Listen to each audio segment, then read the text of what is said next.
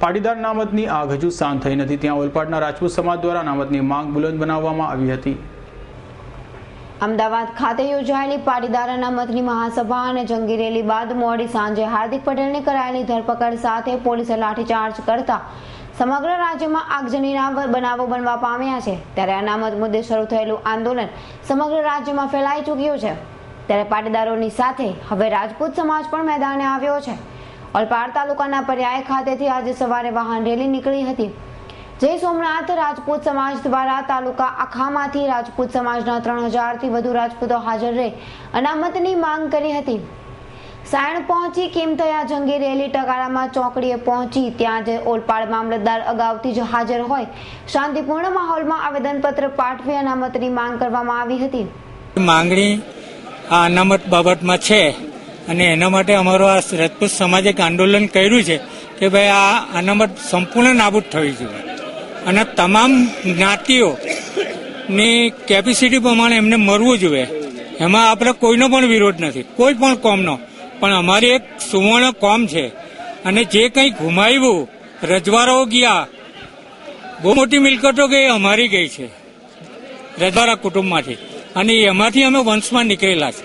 એટલે આજે અમે પણ રાજવી જ છે, પણ પરિસ્થિતિ આ બધું સાલિયાનું બધું નાબૂદ થયું એટલે નહીં તો અમારે બી આ બધી કોમ રાજપૂતમાંથી અને રજવાડામાંથી જ નીકળીને આવેલી છે।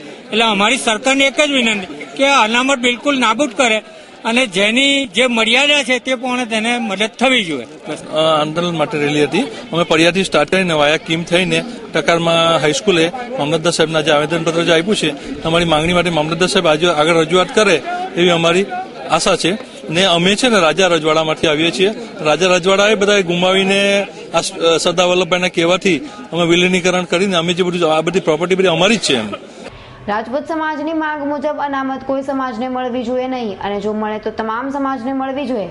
આ વાહન રેલીમાં 700 બાઇક અને 250 કાર જોડાયા હોય। આખા પંથકમાં રાજપૂત સમાજે જય માતાજીના નારા લગાવ્યા હતા અને આન બાન અને શાન સાથે રાજપૂતોએ જાતે વત કરી રાખ્યો હતો કે જંગી રેલી યોજી અનામતની માંગ ઉચ્ચારી હતી। રેલીમાં ઘોડેસવાર, બાઇક, કાર અને ટ્રેક્ટર સહિત મોટી સંખ્યામાં લોકો જોડાયા હતા।